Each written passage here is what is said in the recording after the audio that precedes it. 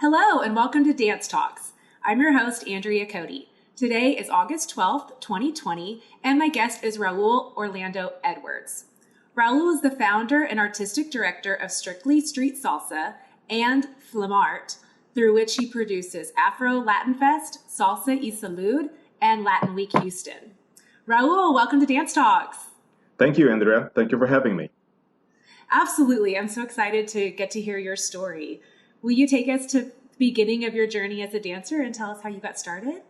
Yes, so at the age of 26, I believe, I was studying music, and my music professor told me that my posture was the worst enemy to my singing. So at that moment, I had done martial arts, a lot of activities, tennis, all of that. And a mezzo soprano friend of mine was about to take a dance class.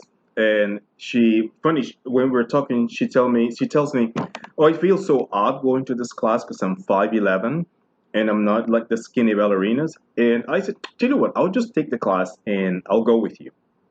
Oh, Well, that's that was the nice. beginning of the addiction because ballet was very hard physically. Yeah. And I couldn't believe that after an hour and a half of my first class, I was sore like for 3 or 4 days. And at that point, it was more of a challenge physically. I guess my ego got in the way. But in the process, I became very addicted to the art form. And that was my first formal lesson in dance. It was at the age of 26, actually 27. 26, 27. 27. Oh, wow. Yes. Okay. So once I moved to Houston, I Oh, decided that where was that? there So was in where did you start? Oklahoma. Okay. Oklahoma. So once I moved to Houston, I decided that I wanted to continue that because it was really, in my opinion, it was really cool. And then I started studying at HEC, and Uh-huh. that was in And for our 90 listeners, that's Houston Community College. Houston Community College. Yes, I'm sorry. And then from there, I took classes and kept involved, and then started getting involved in the dance scene. I was doing Egyptian dances and all sort of dances. And though by 1997, I began to explore a little bit more of the dance community, in particular the Latin dancing. And I saw that there was a void in teaching Latin dances the way I had learned them or seen them back home, which is Panama, and in other countries Ah, that I've seen.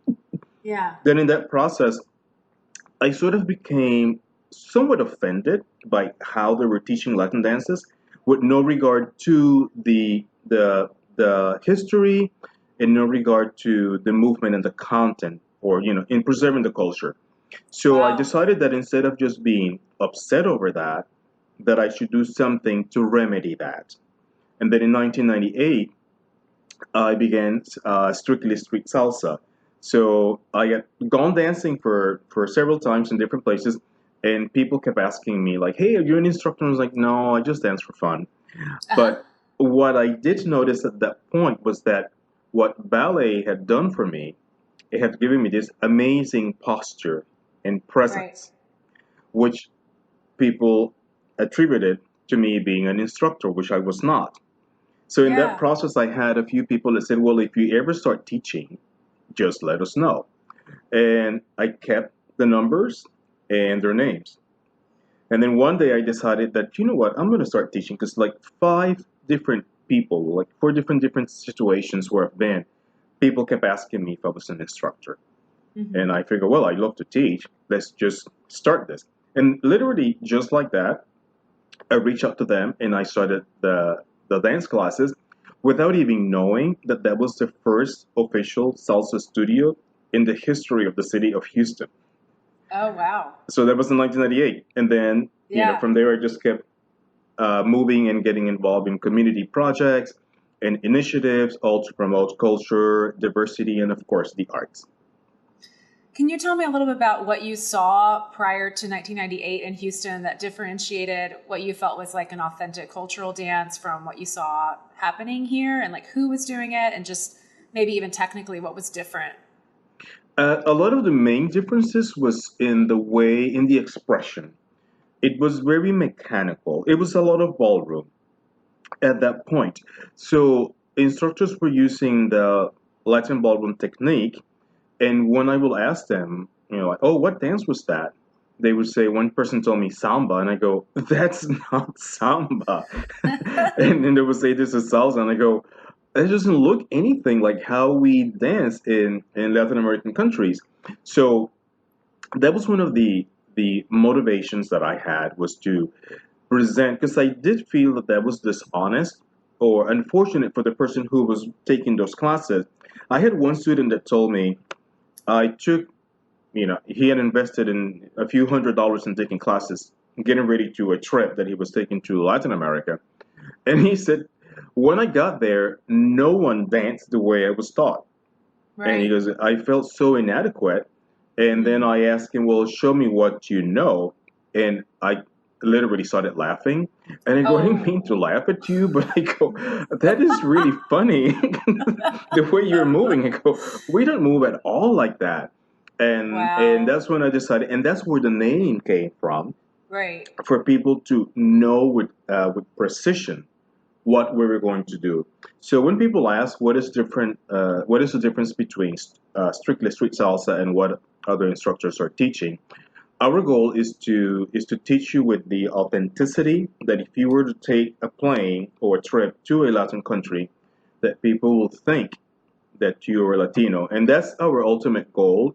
That we tell students is for people to ask you where you're from and not where you take classes. If they ask you where you take classes, it appears that you still don't have the freedom and the natural way of moving.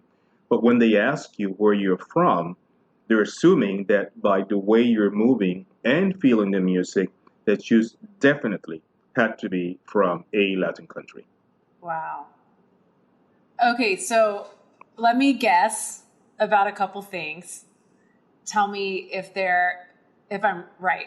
So I would guess that like the way the people move is like less like flashy and big with the arms.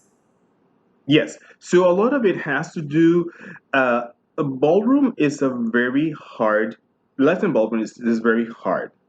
And what I tell people, that I have great respect for that style. This is nothing talking negative about the style. The only issue I have is that what they teach you to do is completely opposite of how we move, which is very natural. Basically, if you think about, if the way we explain salsa, for example, is that is a walk done to a beat. So it shouldn't look any different than how you walk. But Mm-hmm. when you go like to ballroom, for example, they teach you how to use the body in a different way that is natural. The hyperextensions of for example, that the elbows, ours is natural. It's just how you will naturally speak. Yeah, your So elbow's not behind your body. exactly, or Yeah. Uh-huh. hyperextended where you can Okay, see right. it curves over. It always stays. One of the things that we Uh-huh. tell people as to how, when they're trying to feel, is that your body should never assume or never reach its maximum extension. There Okay. always should be a little bit that you can still go, and that Mm. helps the body to work in its natural way, but also to look relaxed and free in the movement. Yeah, you kind of stay in your comfort zone. Yes, basically leaving the Yeah. body in there. And then let me guess another one. Your attention is on your partner and not on an audience. Yes, actually, that's that's very important. And Okay. because I would tell people, like, no, you're dancing with her or with him. There are no judges around. It's just you two. And one Right. of the big things that we also noticed that differs is the issue of music. When I saw people teaching in a ballroom, I asked them, well, how can you dance without the music? And they would say, oh, you just have to learn how to count. And that was an incredible shock in my mind of, no, but you have to feel the music in order to move. So I started learning about that, the whole issue, because I will see people in the ballroom teaching a waltz class. In the background they were playing some kind of a samba or tango. And I was like, but how can you all dance to with this other music in the background? And that's when I learned one of the big differences between the way we dance and the way we teach in our countries and the way here. As the instructor told me, you just need to learn how to count. And I said, well, but again, the music. And then I saw one time a couple dancing, doing samba, the way they do it in ballroom, but the music was la Macarena, which is a rumba Uh-huh. flamenca. So I I felt the music in this way and that way, and then I asked them like, so, but how can you dance samba with la Macarena? It's a rumba flamenca, and that's when I was like, oh no, you just have to count, and the music fits, the count fits. So there was a lot of those differences that we saw, but important to us is that you should be able to feel, and the way you feel the music is by understanding and letting the music. Cheyenne had in the movie Dance with Me. When I finally saw the movie, when he said the music will tell you what to do, and I go, so that's how I need to explain that. Because I was Mhm. trying to find words to express to people or to explain that the music will guide you. And the more and more I study that phrase, I go, that's how it needs to be explained. And that's the thing. When the music changes as a dancer, you should be able to adjust and or express what the music is doing. Mhm. As a lead, do you have to know what you're about to do before you do it? Yes, you do. And Okay. the other thing that the other philosophy that we tell people is that it should not be forceful. You shouldn't have to manhandle your partner. You just have to indicate what you're at, what you're asking your partner to do. And of course, if the partner is attentive, so is that connection. And when you said earlier about dancing with your partner, that's part of the issue. If the guy is or the leader is more concerned about showing what steps he knows, that connection with the partner is lost, and then vice versa. If the partner is more concerned about how do I look and is everybody seeing me, then that connection of the two sort of goes through different ways because they're not connected on the one thing, which should be the music. And once you do that, then it's like magic. Everything just works beautifully. Do you think the connection in, let's call it, are you calling it street salsa still to this day? Yeah. Yes, Okay. we So still do. yeah, in street salsa, do you feel like the connection is stronger, weaker, or how does it differ from the ballroom Latin The dances? the way it differs is that when I would explain to people that you should be able to dance with someone who is 15, let's say for Mm-hmm. example a leader, and you should Mm-hmm. be able to dance with someone who is 82. Okay. And the goal there when it comes to connection is a connection with the music and with your partner to have an enjoyable 3 or 4 minutes, depending on Yeah. how long the song. But when you learn how to flip your partner and to turn your partner and it's all this force, is that's the only way you know how to dance, you won't be able to connect with anyone that doesn't have that physical aptitude. So that's with connection. There's like a big gap in the way we connect. That the connection is that you dance according to your partner's skills and your partner's abilities. And Mm-hmm. in street dancing, that's how we dance. We adapt. I remember dancing with people in their 70s when I was 15. And as I get older, I've danced with women in their 80s.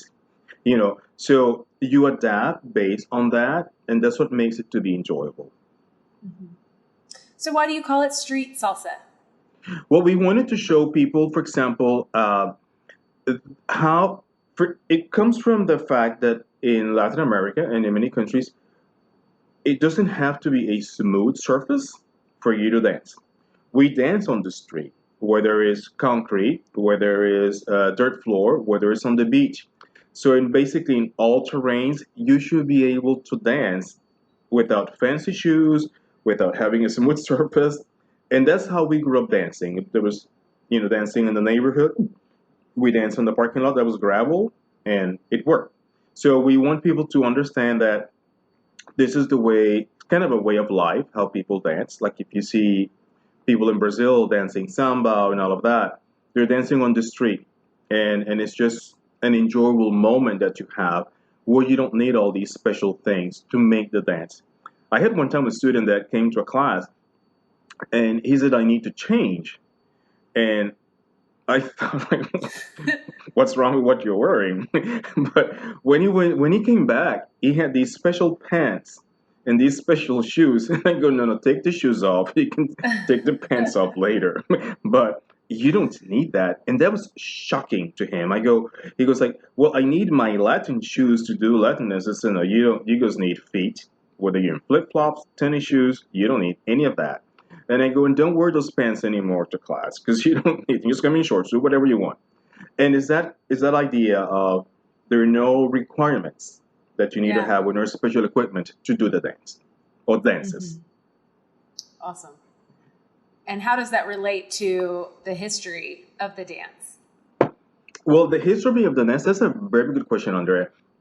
Because the history of the dance comes from a lot of it is that people in marginalized areas got together to have fun. Maybe somebody just out of the corner.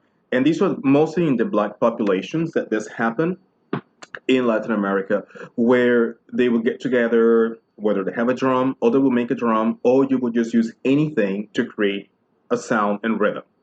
And people would get together and dance.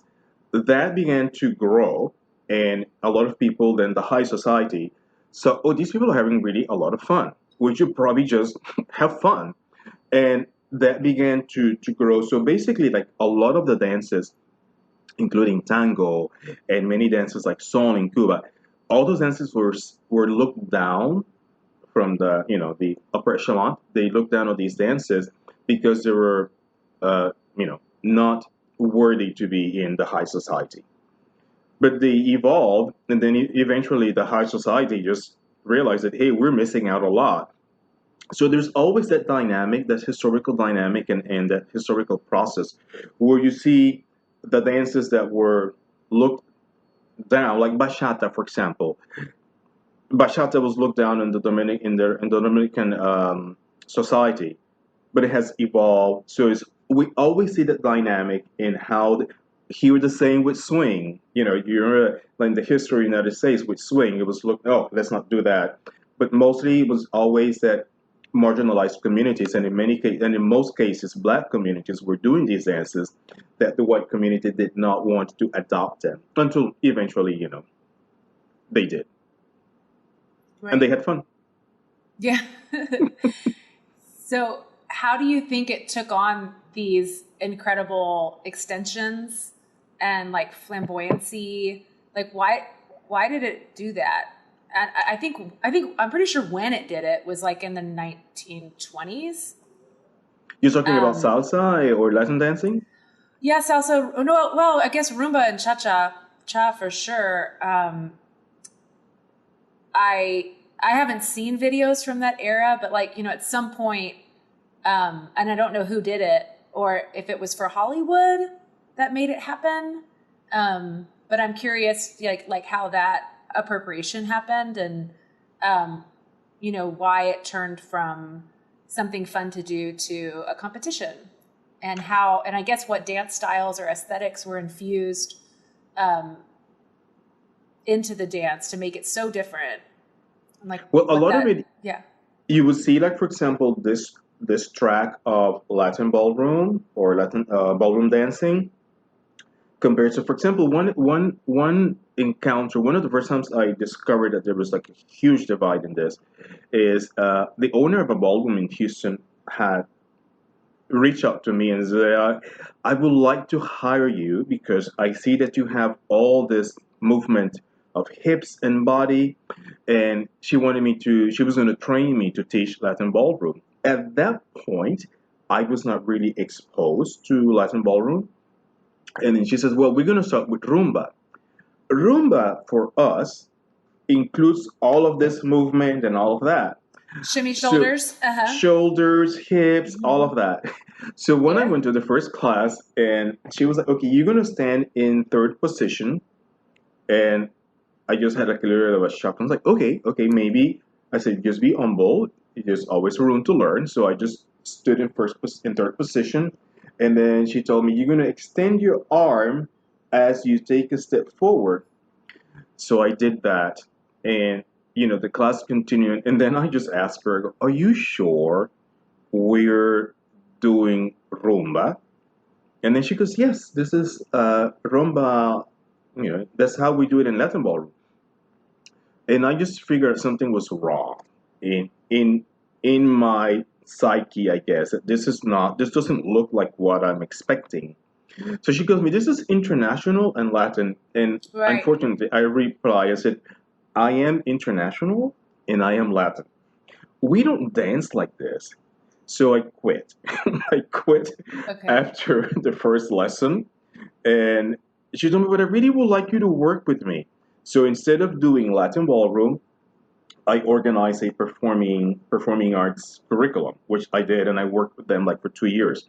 But that's where I began to see all those differences that I thought, well, this is really not fair. They're teaching my culture, they're teaching my dances, all this cultural heritage in a different way that has no relation to the way we do it in Latin America. So that was part of that building up. Like, you got to do something and start complaining. Just do something to change that. So Hmm. a lot of that you will see, like for example, in ballroom, you have a lot of competitions.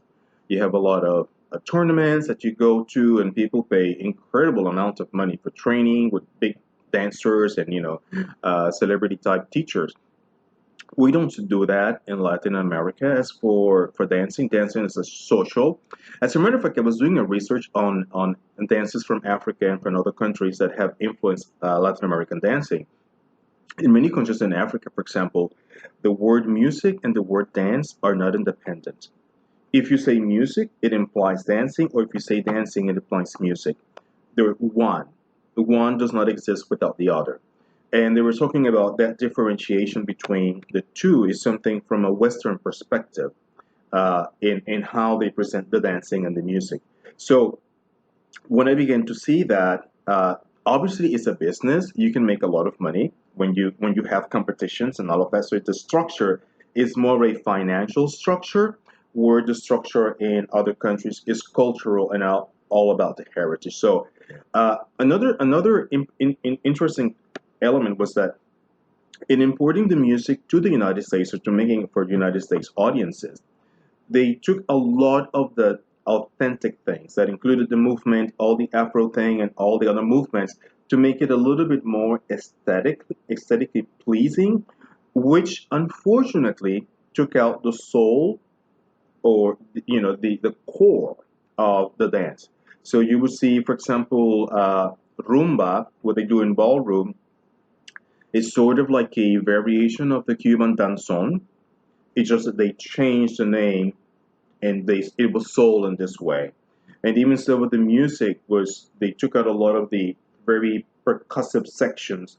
So in that transformation, the same thing happens with food. Sometimes people will say, well, this food has been adjusted to meet the taste of the locals. But if you go to the actual country, it tastes a little bit different. So we see that phenomenon that was happening a lot back then.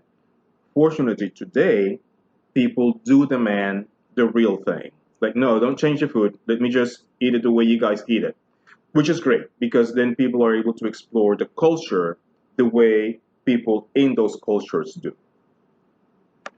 Right. It's almost like an extra culture. Like there's the original, and then there's how it was changed, and Co- then but you don't want to lose the first one. If anything, Correct. you can enjoy both of them. Yeah. So is that kind of a Um, subculture thing that sometimes mhm. happens to appeal? And the same happens, for example, I have a lot of friends that are from Mexico that grew up like from Mexico City. And they would say, well, no, what you guys eat here is not Mexican food. It's Tex-Mex. It's Yeah. completely different. And I go, really? So then one time I went to Brownsville on spring break, and my friend was so three of us went, and he was on DF from Mexico City. And when we ate the food, it was nothing compared to what we were eating in the United States. Absolutely, completely different. And I go, oh, I see what you're saying now. So that was kind of that experience. And I see with Chinese food the same, how it will be changed, and people go, oh no, go to this restaurant because they do authentic Chinese food. Then go to this one. Right. It's been commercialized. Right. When you talked about the union between the music and dance, it does remind me of just that live music element that I know is so important. Like when you go out dancing, Latin dance, like there's a band. Yes. Whether you're doing cumbia or salsa, like that's just the essence of the evening. You know, there's going to be some kind of Tejano band or some kind of big band with that, you know, good brass section for like a more tropical feeling. Whereas I don't really know at ballroom events if they still have like an orchestra playing. I don't think I have seen in in the competitions that I have been that I was able to see when I was working in this ballroom, or even the ones on TV. I don't recall ever seeing a live band, and Yeah. I'm not really sure if it makes a difference because I had one instructor that he taught ballroom, and he was a little bit cynical, but I really did like the fact that he educated me. He goes, if you turn off the sound of your TV, you would not know what they're doing. And I thought, well, that's not true. And then one day, I think it was like Christmas time, and they had like this ballroom special on PBS, and I just happened to land on it, and I go, oh, I remember that. So I turned off the volume, and I couldn't tell what dances they were Yeah. doing. And I go, holy moly, he's actually right.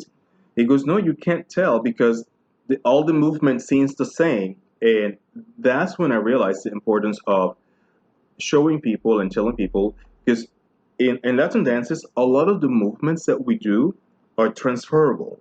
That you will do this movement here, this movement there. But what makes the difference that you can recognize them even without hearing the music is the way they're executed to the different rhythms. So, for example, in merengue, you're doing 1, 2, 1, 2, 1, 2, the same movement that I'm doing, but in salsa, I'm doing 1, 2, 3, 4, pa, pa, pa, y, pa. So, with that, we can tell when someone is dancing, even if the music is off or muted, we can tell what dance they're doing. And I found it to be very interesting when this instructor told me that of that. So even in the reference of a live band, the live band gives a different sort of guides the dancers. I remember one day at Tropicana many years ago, a Grupo Batasha here in Houston was playing, and there was a outage in the middle of a song, and the percussion just kept going. And at that moment, they turned in the fact that the lights went out. The subject that the lights went out became a song. It was it was an amazing experience that you had the emergency lights for the exits, so we had a little bit of light, and the song became Se fue la luz, the lights went Wow. out, and Awesome. it was unreal, and we just kept dancing and they just kept playing. I mean, there was nothing else. They just kept playing percussion and keeping different rhythms, and they just began to create a soneo, which is kind of like un pregón. Is when you just improvise, on the spot on a theme, and the theme was the lights went out, and they kept going, and the lights came back. It was one Yeah. of the best dancing experience I have had here in the United States, and it was Yeah. that one time. Oh, I love it. What a treat. Thanks for sharing that with us. We were right there with you there for a second. So It's that was cool. really, really great. As a matter of fact, after the interview, I'm going to call that singer, the director of that band, and remind him of that moment because it was really a great moment for us, and we just cheered when the lights came back, and the band Yeah. just kept going. So the party never stopped. Right. And that's one of the things when you were talking about live music is that the percussion in Latin music that really drives everything. And you can have, I saw an artist here at Miller Theater in Houston, and it was an ensemble of four. It sounded like an orchestra, but the percussion section was so amazing. They had piano, bongos, uh, and different percussions, congas and cajon, and I think and a bass. That was that. Incredible concert, just four people. So the live music plays an instrumental part in the Latin dance experience, where they're mixed, they joined in that regard. Mhm. And it's absolutely true that those people are dancing. I mean, they are moving their bodies to the music. I mean, they're making the music, but they're also doing their own dance in order to make it, be it their fingers or their arms and their feet. You know, they're not able to, just do it through telekinesis. Like, they have to move to make those instruments work. And having that presence in the room and hearing it straight from that person's body through that instrument, as opposed to then through a sound system, then pumped out, or just from a CD, dispersed through the speaker A, speaker B. Like, it's just a totally different relationship with those people, because the sound is coming from somebody who you can smile at and you can cheer for. And so that energy, that feedback loop, becomes just really fun. I think it's a part of the fun. Well, actually, you reminded me of one experience that I had. I had a phenomenal Latin ballroom dancer friend. We were taking ballet class at the same time at Houston Community College, and she was absolutely phenomenal when it came to ballroom. And one time she told me, "Hey, I would like to go out with you guys to do all of this street stuff." And so we went to this party with a live band. And in one moment, the band began to play all this percussive thing, and I gently let her go and started improvising. And she walked up to me and she goes, "Don't let me go." Yeah. And I didn't really, it didn't register. So I turned her around and then I let her go again and started dancing around her. And then she came back, "Don't let me go." And then I did it again. And finally she goes, "Didn't you hear me? Don't let me go."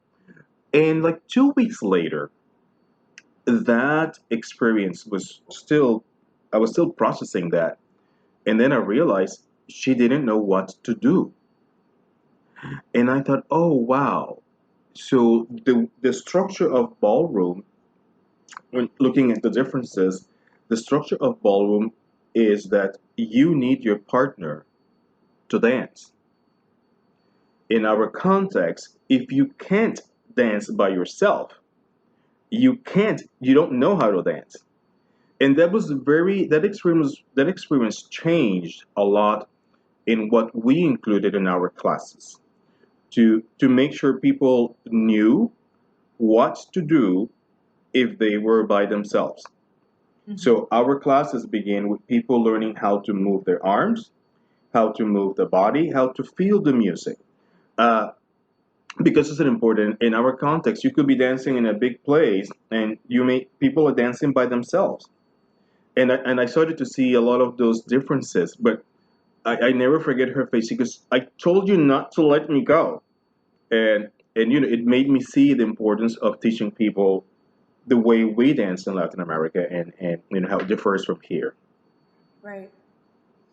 I love a partner who gives me a strong lead, so I have, I'm not going to screw it up and not do what he wants me to do. But also, I do love that freedom when I get a free spin and he doesn't hold his hand out, so that I have that time just to have my own moment, dance for him, dance for the music, just like look around a little bit and not feel like I have to, be at the ready and movable all the time. I love that. And I like maybe not too many complicated moves, so it doesn't just become this like whirlwind of like, yeah, kind of like, I feel like it is like you showing off, even if you're not doing like big extensions. It's like if you're just doing like a move that lasts 6, a 8 verse, counts. yeah.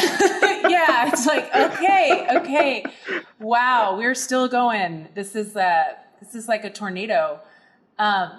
So I like all that. But on the other hand, I love dancing with a partner that is like, I feel like it's like in ballet, you have your bar and you're not supposed to like hang on the bar, but the bar can help you balance. And I don't have very good vision. So when I'm out there and I have a partner that I know anytime, I do a turn and I hold my hand out, like I'm going to have that support, it does give me like so much more confidence that like I can count on my partner to make sure, that literally I don't fall down. I think it's a role of the man that is so nice to have those arms just right, out there, right at the right height, where you can always like get that helping hand if you need it. Well, I'll share with you a secret. What's not a secret? We share that in class. So we address the leaders in the class, and we go, "Hey, your job is to make the follower look good. That's your job." And so it's like a frame in with a painting. You can have the most beautiful painting and have the most disastrous frame that destroys the beauty of the painting. The other way around, if you have this amazing frame, but the painting is so bad, it doesn't matter. So there are two things that work to create that magical experience. The leader's job is to dance to make the partner. So that includes, as you were mentioning, being there, having the arms, not abusing the partner. Because I tell some leaders, you just hurt my shoulder, and if I am a guy and I'm not that weak, I can imagine a lady that's a lot smaller than me, how her shoulder or how her body is hurting after dancing with you. So a couple of things that we tell people: a strong lead doesn't mean abusive. The lead should not be abusive. The frame should not be, like a power struggle. It should feel comfortable, that your partner feels secure, that as a leader you're going to protect. And when you were talking about sometimes when I've seen guys, I had a student I never forget, and I was like, Heidi, I haven't seen you in forever.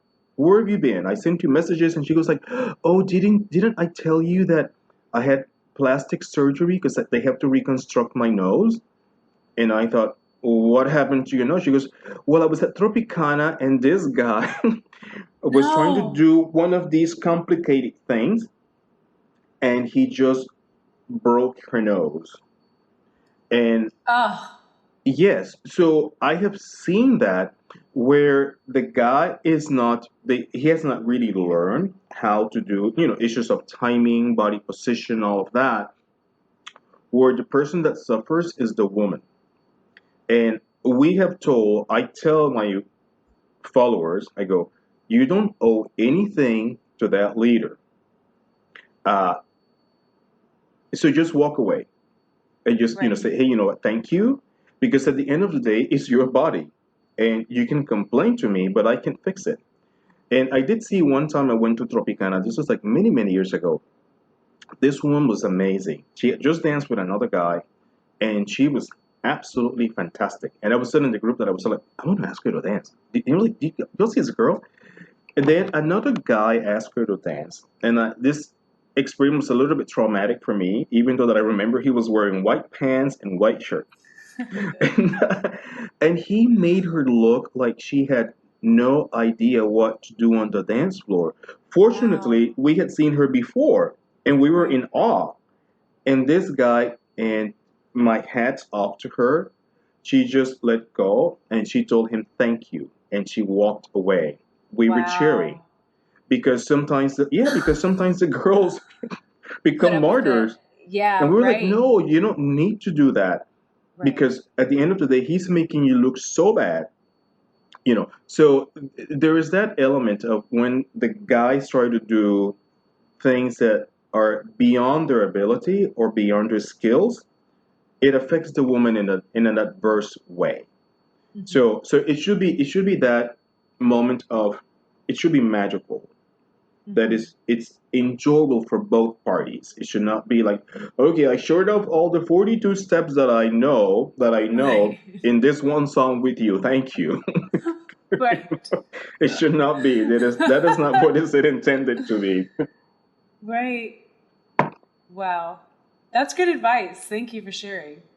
And yeah, I just tell the girls is that do not be afraid. Don't make a scene out of it. Just say, hey, you know what? Right. We're not communicating. And Hmm. that's the thing that we tell people, that the dance is a conversation, Hmm. and specifically to the guys, because there's this misconception that they said the man leads and the woman follows. Well, no, it's a conversation.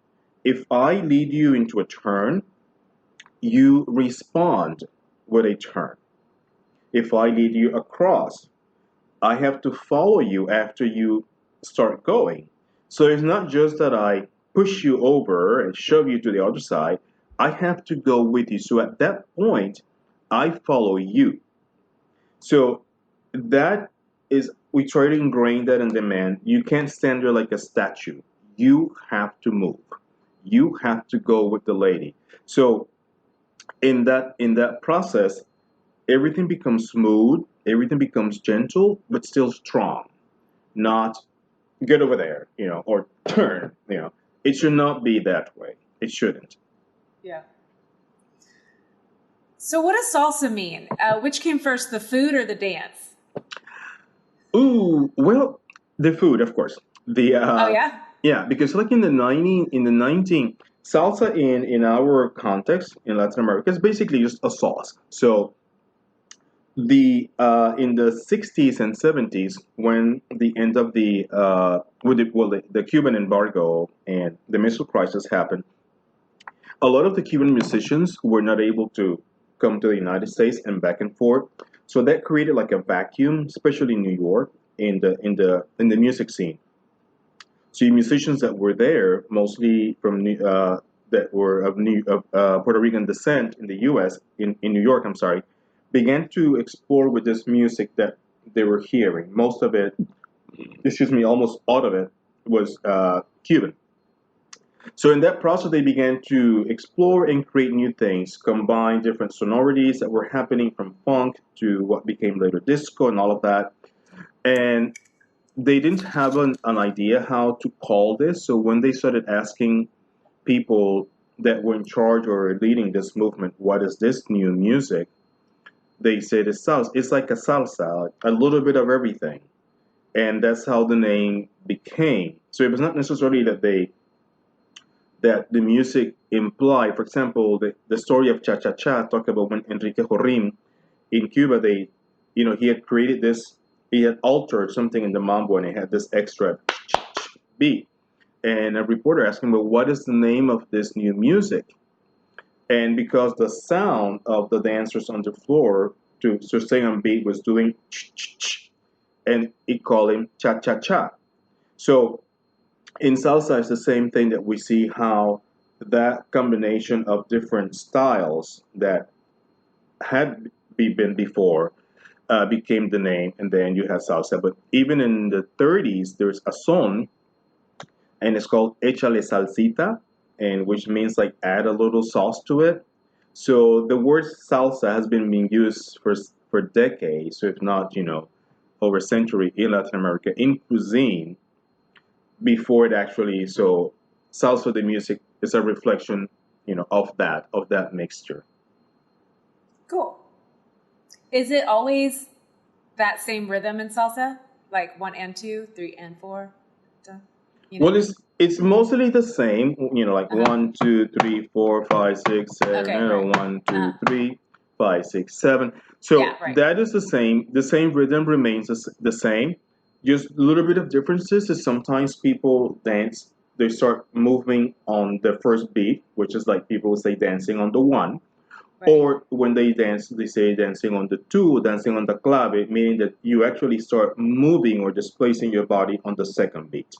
So those are the big distinctions between how people dance, that they dance word on that or they dance, on the second beat. Mm-hmm. Which at some point has created a divide, which I don't understand, where people will say, oh, the people on two are a little bit snobbish. They think that they're Oh yeah. superior, Okay, which I that's don't like understand. Yeah, mambo, it's like, rumba, cha cha. Uh-huh. oh Yeah. yeah, oh, can you Yeah. dance on two? Do you dance on two or you dance on one?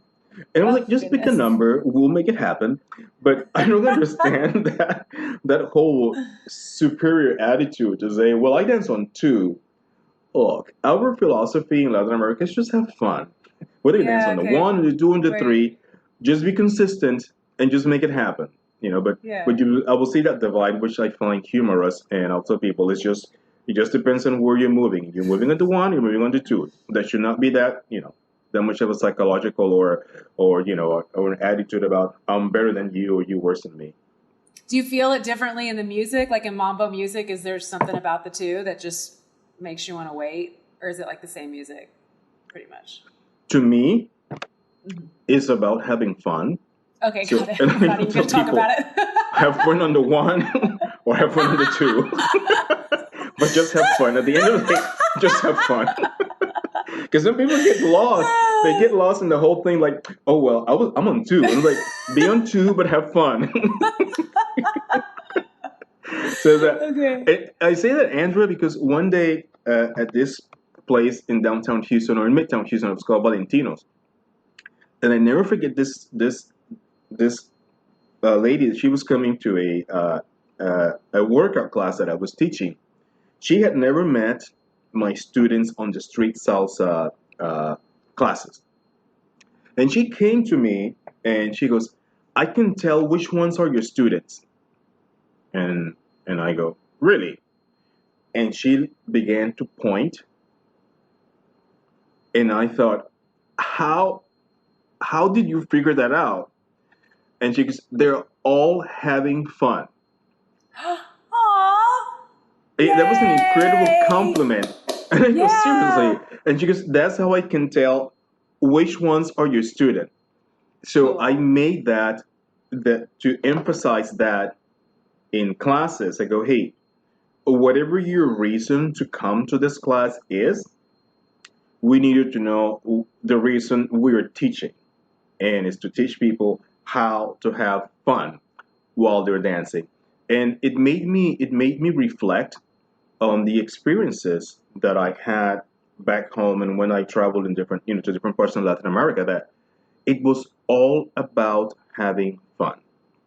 Mhm. Like, you go to a house so that is very perhaps small, there's no room, people will stack furniture and do anything to create a space for dancing.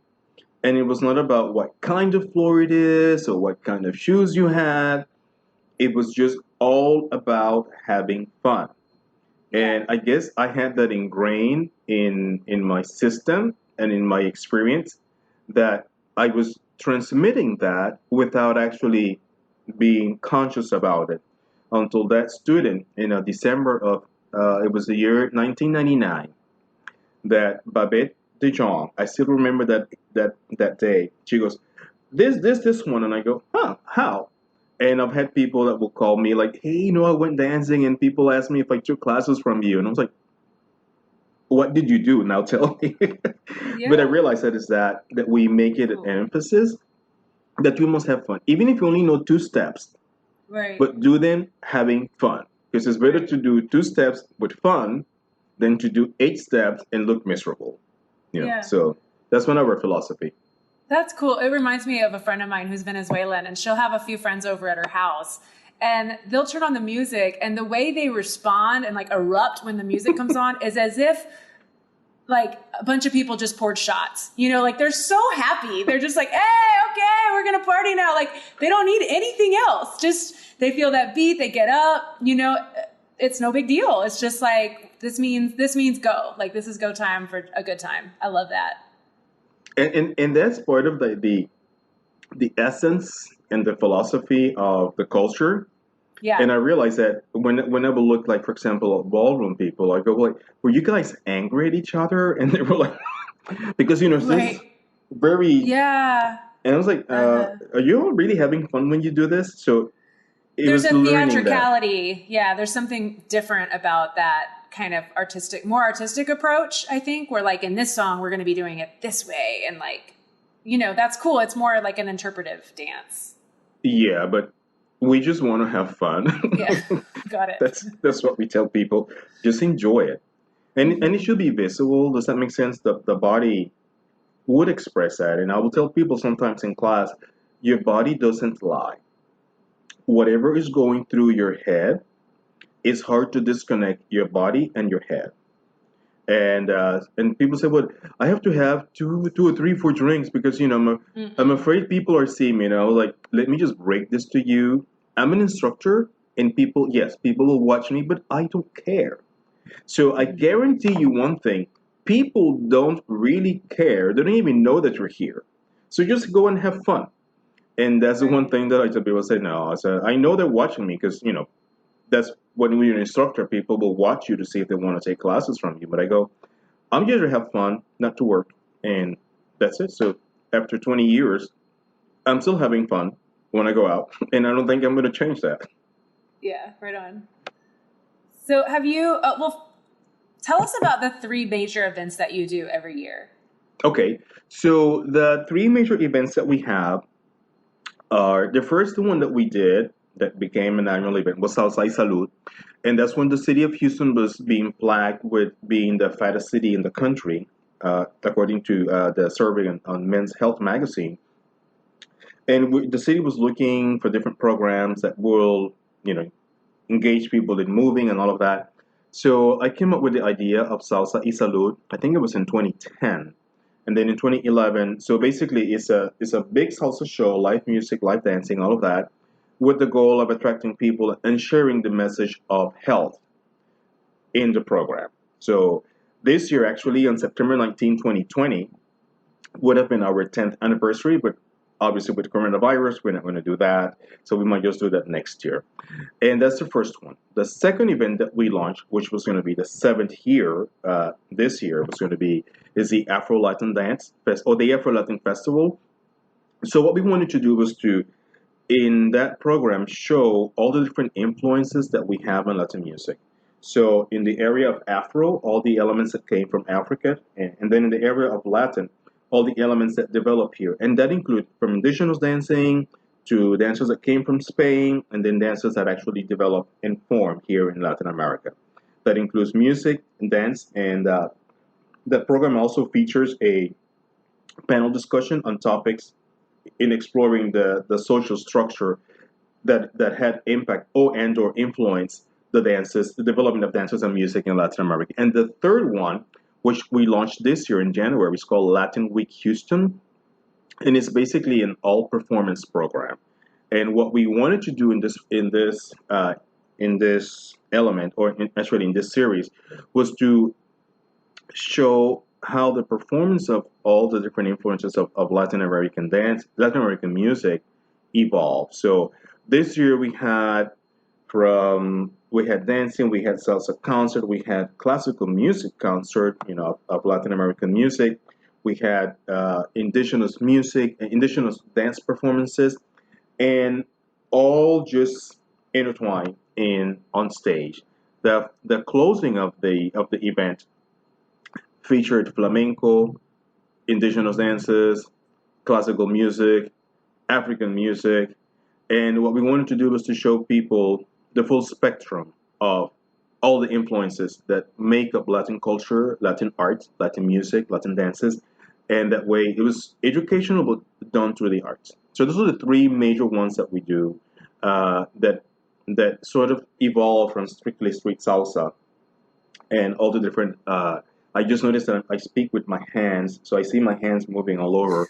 Uh, it's so It's funny. cool. I'm so used to moving my hands, but Right. so those are the ones that evolve. We do other programs in the community. Here we go in the Yeah. community, Right. You have and your ongoing classes, performances, correct. outreach, educational programs in schools. Correct, and so many we have done with Dance Houston. So we're grateful for that partnership that has been for over 10 years now, Oh, it's been a long time. We appreciate you. Yeah. and we We're totally all appreciate doing what you it do. together.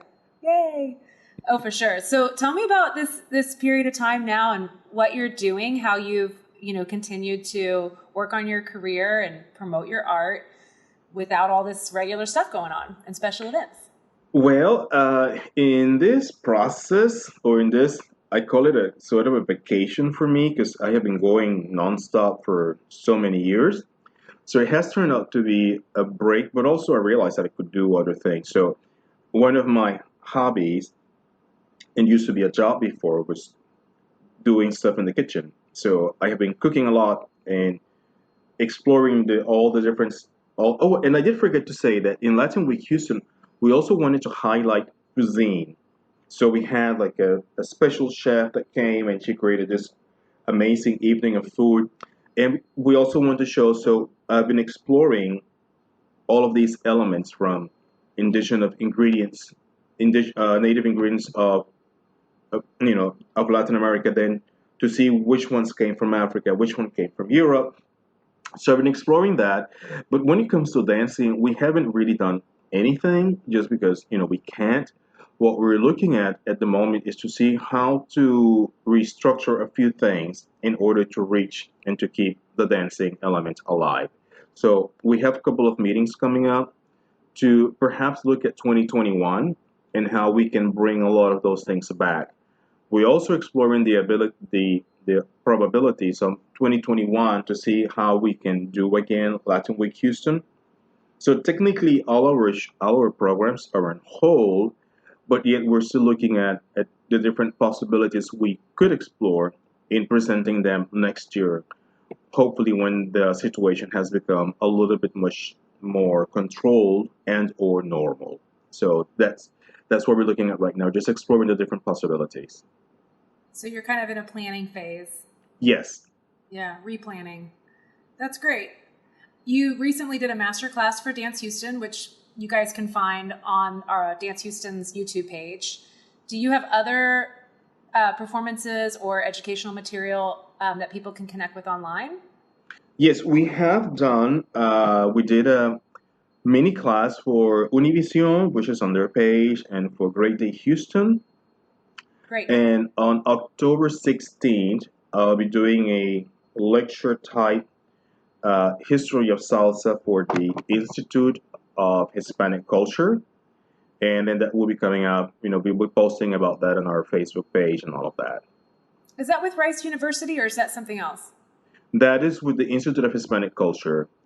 Yes, so it is not with Rice. It's different. Yes.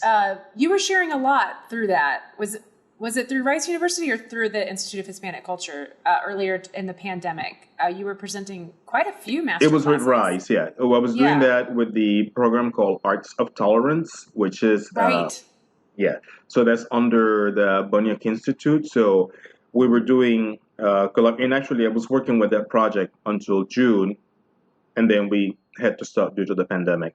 But yeah, so we did share a lot of dance videos, music videos, and the idea was to provide people while they were at home with a curriculum of performing arts.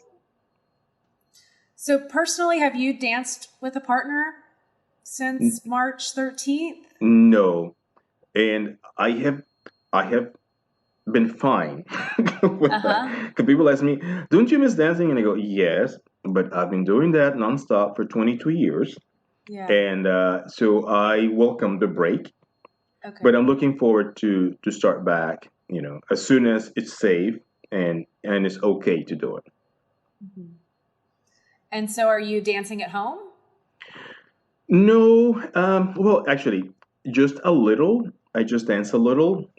Mostly when I'm cooking something, I am dancing in between. But I took the Cool. time to do some rehab because I had a back injury, and so I am working through that to hopefully when we come back to some level of normality, that I have been over that injury, and I injured myself coming down the stairs, so it was really crazy.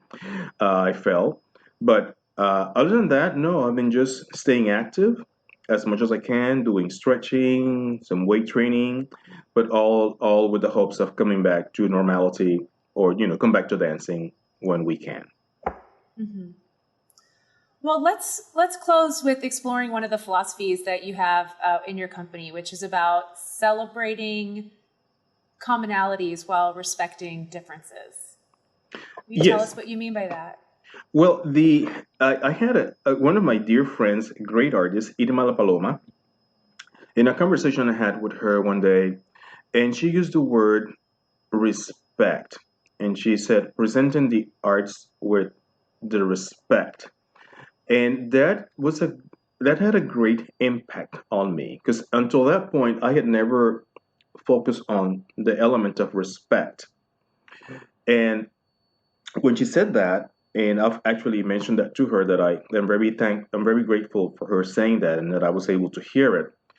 I realized that that's very important because when I see art forms that are presented, it showed me why I was upset when I saw Latin ballroom dance because it was disrespectful to my culture, and I began to understand a lot of things that I was not able to label just because I was I didn't pay attention to some of those little details. But when she put in the level of respect, I go, okay. But it also has challenged me to present other dances or other art forms, even if I'm not familiar with them, with the respect, which means that I will inquire, I will research, I will consult and say, hey, is this how you all will do this in your country or in your culture?